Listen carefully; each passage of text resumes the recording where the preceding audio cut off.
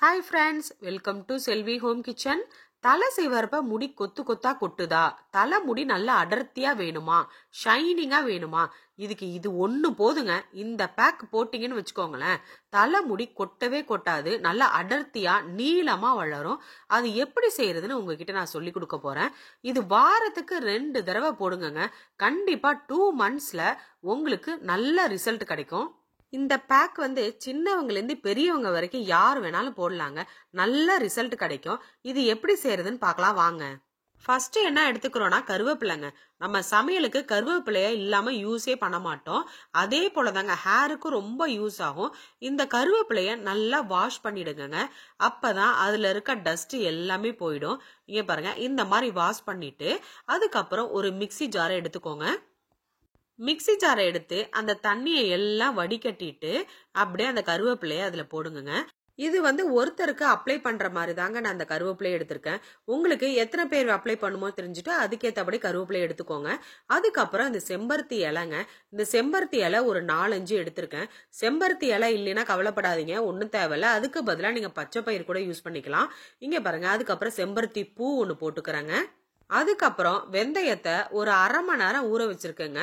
அது ஒரு டீஸ்பூன் இருந்தா போதும். இங்க பாருங்க, 1/2 மணி நேரம் ஊற வச்சிருக்கேன். நல்லா ஊறிடுச்சு. அந்த தண்ணியோட அப்படியே அந்த மிக்ஸி ஜார்ல சேர்த்துருங்க.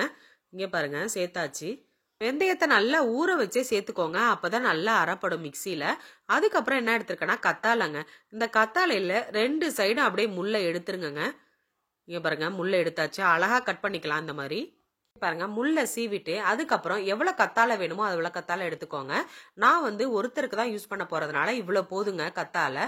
அதையும் தோலை நல்லா சீவிக்கோங்க. முன்னாடியும் பின்னாடியும் நல்லா தோலை சீவிக்கோங்க.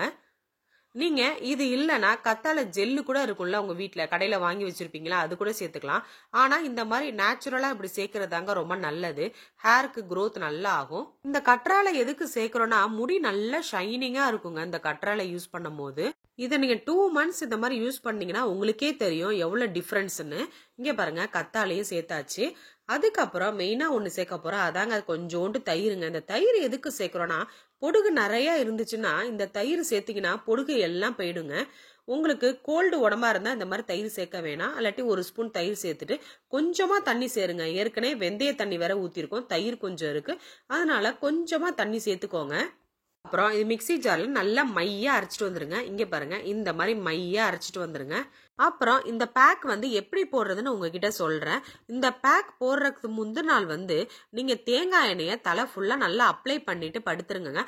அதுக்கப்புறம் அடுத்த நாள் இதை வேர்க்கால்கள்ல படுற மாதிரி, தலைமுடியோட வேர்க்கால்கள்ல படுற மாதிரி நல்லா அப்ளை பண்ணி விடுங்க.